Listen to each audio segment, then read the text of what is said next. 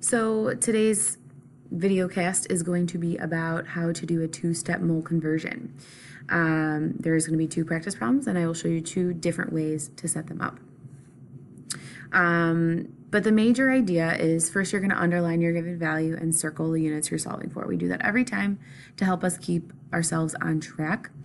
And that will help us create a unit plan. That unit plan will show what units we start with and the units that we end with and how we're going to get there. This is really similar to when you would convert days to hours, hours to minutes. So that's a two-step factor label problem. You guys have done stuff like this before. So to set up the dimensional analysis, as always, you're going to take your given value and put it over 1. And then the next thing that you do, same as always, take the units that you started with and put them diagonal to where you started with them.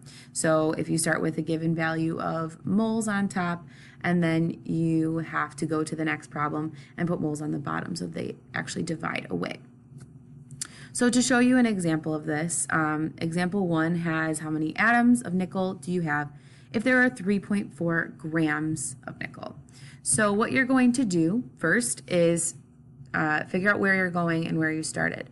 So if you start with grams of nickel, you're going to figure out where can you go from there.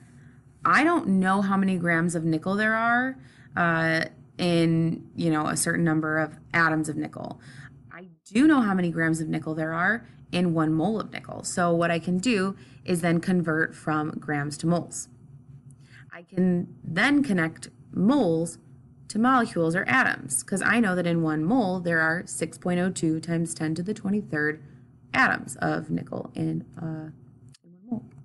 So there's our plan. Then, as usual, we take our given value and we put it over 1.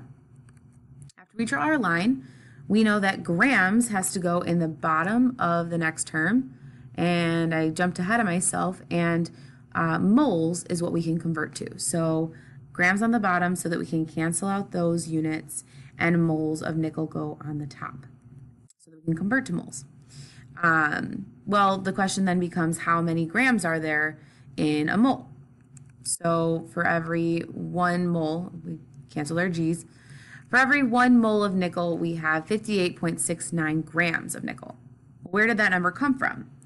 Well, 1 mole is always equal to the molar mass in grams of whatever the substance is that you're looking at. So we canceled out our grams. The next thing we want to do is figure out how to cancel our moles. I jumped the gun a little bit there, but when we draw our line, in order for that to happen, we have to put moles of nickel on the bottom of the next term. Okay, so we can cancel those away, but we have to have the right conversion factors with them. So I know that in the end, I want to convert to atoms. And I also know that in every 1 mole of atoms, there are 6.02 times 10 to the 23rd atoms.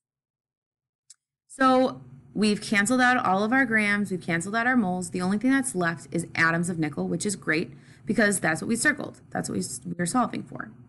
So what we're going to do then is multiply everything across the top, 3.4 times 6.02 times 10 to the 23rd, and then we multiply everything across the bottom, which is just 58.69, and we divide those two values. So go ahead and plug that into your calculator and pause the video. I got 3.487 and a whole bunch of other decimal points times 10 to the 22.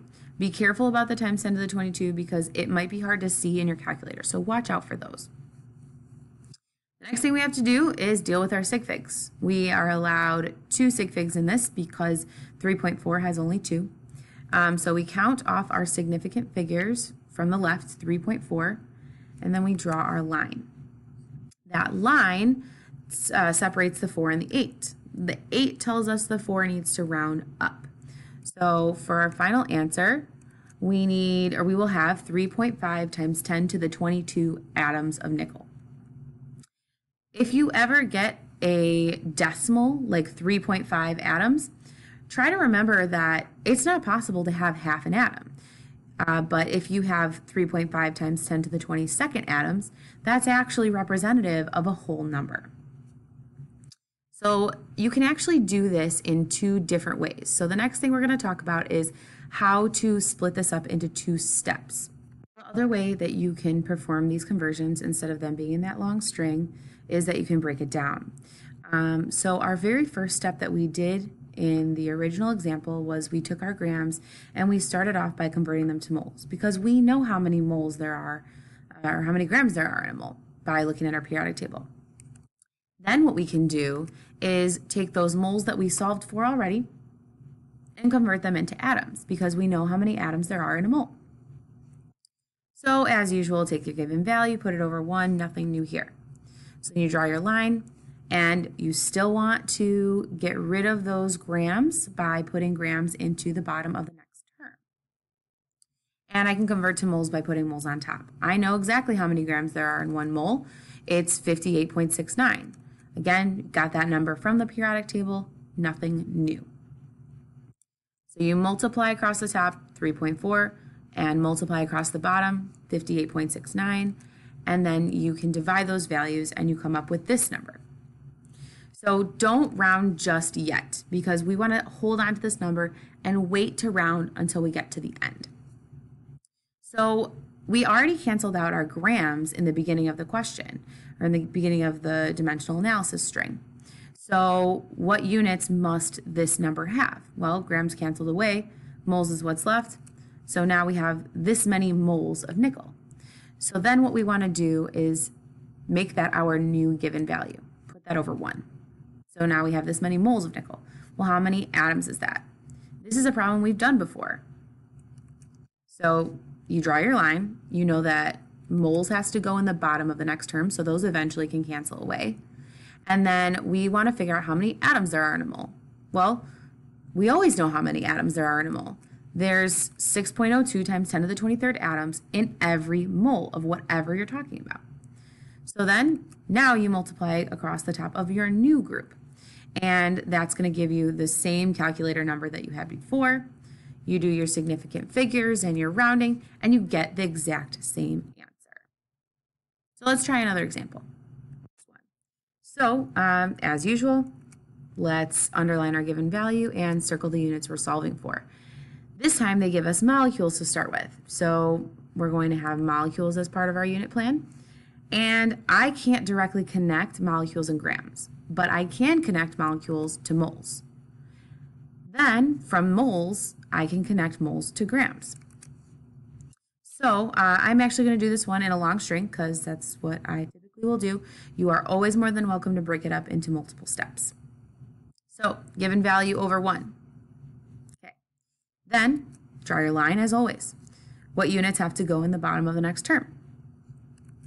Molecules of H2O, so those can cancel away. Then I know that I'm converting first to moles. So moles of H2O. What is the connection between moles and molecules?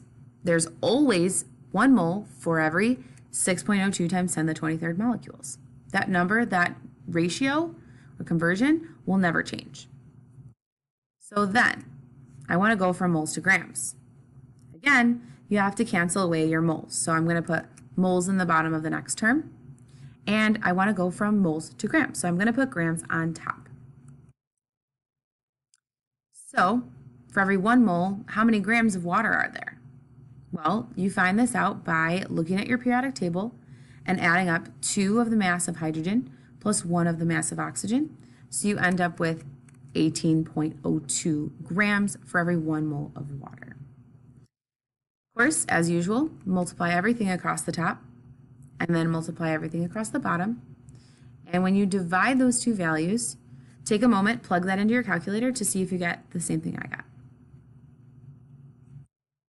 So I got 25.44352,159.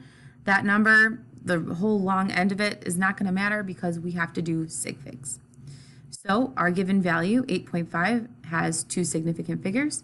So we're going to go ahead and count those 2 sig figs from the left and draw our line after that. The 4 tells me the 5 in my 25 gets to stay. So my final answer is 25 grams of H2O. And this should make a lot of sense because 25 grams is kind of a relatively smaller number compared to 8.5 times 10 to the 23rd, which is a huge number of molecules. We should typically have a smaller number of grams than we have of our molecules. So that is how to do two-step mole conversions. You can follow that up with some practice. You can go ahead and use some of the hints that have been posted to Google Classroom, as well as another video that has been posted to help you if this was not helpful enough. So, good luck.